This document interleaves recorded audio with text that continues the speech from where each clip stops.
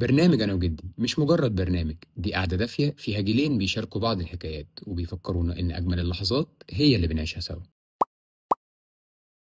ايه الاخبار؟ عاملين ايه؟ التوبيك بتاع النهارده عامه التوبيك الشغل. ايه الاخبار؟ الرؤى عامل ايه؟ مساء الفل. كنت عايز ابدا لك بقى الكلام كده من ناحيه ان زمان جيلكو اول ما كان يشتغل كان بيتمنى ان هو يشتغل في شغلانه ثابته او شغلانه حكومه. بس احنا دلوقتي لا، احنا شايفين ان دي مش حاجه حلوه ان انا اشتغل شغلانه ثابته، لا انا عايز افتح مشروعي الخاص. فانت ايه رايك في ده؟ هل تتفق مع ده ولا تختلف؟ احنا كان زمان طبعا حكايه الخاص دي صعبه، انما كان اللي بيتمنى الشغل في الحكومه لان دي بتبقى راتب كل شهر مع مضمون وبتاع، انما حكايه الشغل الخاص كان زمان عندنا مش متوفر قوي. انت بقى كنت تتمنى ايه؟ لا، اتمنى يبقى عندي شغلي الخاص، بس برضه حاجه تانية، يعني انا يبقى عندي شغل اول ما ابدا حياتي طبعا يبقى عندي شغل ثابت، ومش شرط حكومه، لا شغل ثابت بمرتب اللي هو كل شهر انا عارف ان انا معايا فلوس. بس بعد كده لا، هبقى احتاج اطور من نفسي ان انا اعمل حاجه بيزنس لنفسي او مشروع خاص لنفسي علشان اقدر اواكب الحياه ويبقى عندي فلوس دايما مستقره، حياتي مستقره.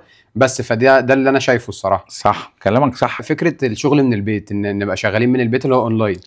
احنا دلوقتي دي صراحه حاجه حلوه بسبب ان الوقت بقى سريع، فانت لو تقدر انت تشتغل من البيت هتقدر تشتغل شغلانه تانية جنبها، دي حاجه حلوه. هل تتمنى ان انت كان يبقى في زمانكم في حوار الشغل من البيت ده ولا لا؟ نفسنا طبعا، نفسي انا وجيلي كله. انت بتشتغل شغلك بتاع الحكومه او بتاع المؤسسه اللي انت فيها، وبعدين تيجي في الوقت اللي بتريح فيه ترتاح شويه ويبقى عندك فرصه انك انت تشتغل شغله تانية وانت قاعد بين عيالك وبتاع، حاجه تزود دخلك، دي حاجه جميله جدا. طب هقول لك حاجه، اصل انتم كنتش حياتكم ساعتها ما كانتش مستدعيه ان انت تعمل ده، يعني انتم يعني الشغلانه الواحده كانت تقدر تكفيك ان انت تبقى عايش، بس احنا دلوقتي مضطرين على ده. لا دي مش مظبوط الكلام ده. انا عندي شغلانه وباخد منها 5 قروش، لو انا عملت حاجه تانية تجيب لي كمان 10 و5، طب ما هو ده كويس ليا وهيساعدني انا وعيالي. رفاهيه يعني، ما كانش الزام عليك، لا دي كانت رفاهيه. مش الزام، بس هيبقى ايه؟ ان انا بعمل حاجه عشان اسعاد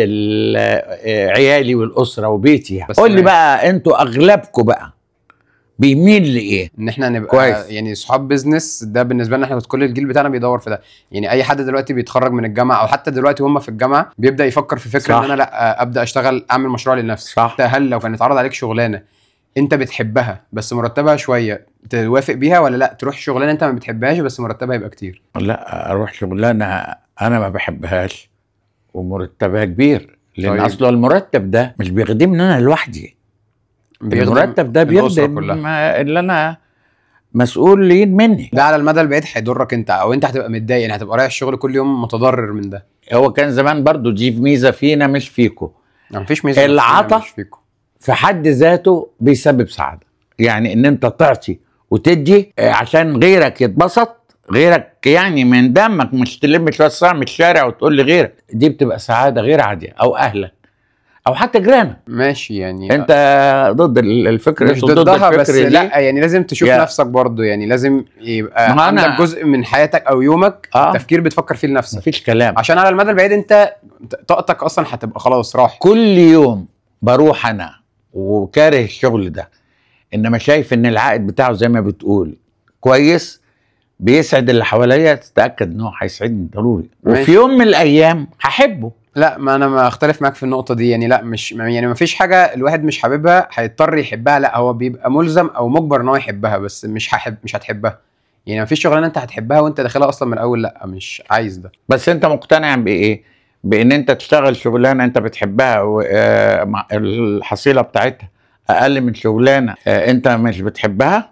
يعني انا لو انا عندي رفاهيه او مش ملزم بحد، لا هحب ان انا طبعا ان انا اشتغل الحاجه اللي انا بحبها. وعشان الحاجه اللي انا بحبها لو اتقنت فيها اكيد هتجيب لي فلوس في يوم من الايام. ما هو انت لو عندك رفاهيه اساسا مش محتاج لاي حاجه. لا، مفيش حد دلوقتي في الزمن ده مش محتاج لاي حاجه، كله محتاج، يعني مفيش حد ما ينفعش اللي هو يعيش.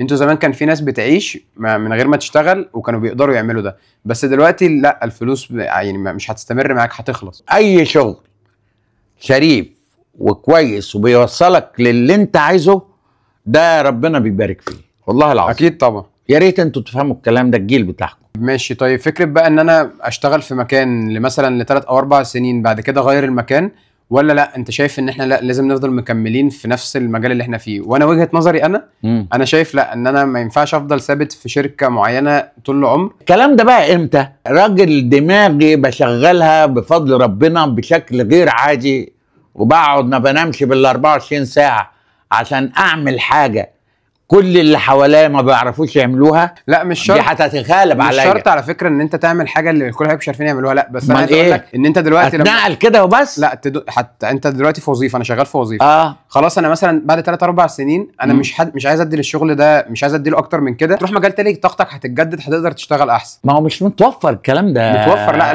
لو على الشركات دلوقتي غير زمان، دلوقتي بقى كل مجال في شركات كتير قوي، وحتى فكره التنقل، انت دلوقتي ممكن وانت قاعد هنا تقدم في اي شغل انت عايزه في العالم كله. زمان ما كانش عندكم الموضوع كويس وتتاخد. ما هو انت السي في بتاعك حلو، انا ما قلتش ايوه طيب ما تقول. انا ما قلتش ان انت شخص مش كويس في شغلك او كده، لا انت كويس، بس خلاص انت وصلت لمرحله لا انا مش هقدر ادي اكتر من ده في شغلي بسبب ان انا زهقت من الروتين اللي انا فيه، فعايز اكسر الروتين. بس ده وجهه نظري يعني. ربنا يكرمك في وجهه نظرك دي، وربنا يخلي القطاع اللي انت بتتكلم عليه ده متوفر عندنا، ويبقى حاجه جميله جدا. اكيد استفدت طبعا من الكلام ده، اكيد كخبره زودتني من خبراتك. تعالى بقى نلعب لعبه كده دمها خفيف برضو. هنقرا جمل، هتقول انت حاجه من زمانك وانا هقول لك حاجه من زماني، ماشي؟ اوكي يلا بينا. حاجه بتسمع منها اغاني. سماعات. الراديو. حاجه بتسهر عليها بالليل ومش هتنام. تلفزيون القناه الاولى والثانيه. ماشي. احنا الموبايل، الحاجات اللي على النت، يعني نتفرج على النت حتى لو مسلسلات. عندك حاجات كتير قوي. حاجه بتسلى بيها وقت فراغك. سوشيال ميديا، يعني السوشيال ميديا بكل الابلكيشنز بتاعتها. الطاوله. ماشي. حاجه كنت بتنظم بيها مواعيدك. الساعه. ماشي. احنا عندنا كده حاجه شبه الكالندر كده بتواريخ، وموبايل برضو بيديك ريمايندر لو عايز تفكرك بحاجه وكده. لا احنا الساعه والمنبهات. حاجه بتذاكر منها. لابتوب. الملخصات اللي بنعملهم والكتب بالايد يعني. يعني مثلا الكتب الاضافيه. صعبتوا عليا مش كده؟ الحاجه اللي كنت بتعملها تهدي اعصابك بيها زمان لو متوتر او متضايق. كانوا بيعملوا لي الليمونات. لا احنا ممكن نفصل، نقعد لوحدنا كده نفصل مع بعض بس. ماشي. تعالى بقى نلعب لعبه كمان. اللعبه دي انا هوصف حاجه كاننا بنلعب افلام. بس انا هوصف جمله وانت المفروض تعرفها، بعد كده انت هتوصف جمله تمثلها وانا المفروض اعرف دي ايه. انت عايز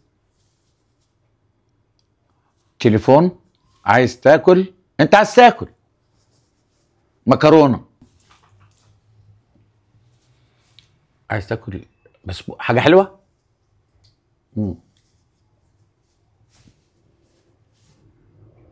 رز، شوربه، عصير، عايز تاكل شوربه. انت ما انت قلت لك عايز تشرب شوربه،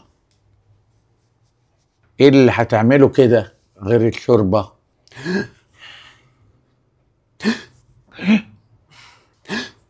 ايه ده وفهمني البتاع، لان الشرح كله مش جاي معايا. شوربه، عدس،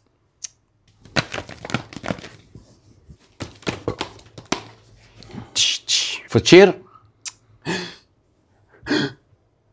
مش جايه معايا خالص. اقول لك يعني؟ قول لي. لا ملوخيه. طب ده ما تجيش كده ابدا ابدا. ايه اللي بالطبله؟ ايوه عشان دلوقتي بتتقدم مع طبله، دي اول حاجه، وتاني حاجه عملت لك اللي هي الشهقه بتاعتها. ماشي ابدا انت يلا. انت رايح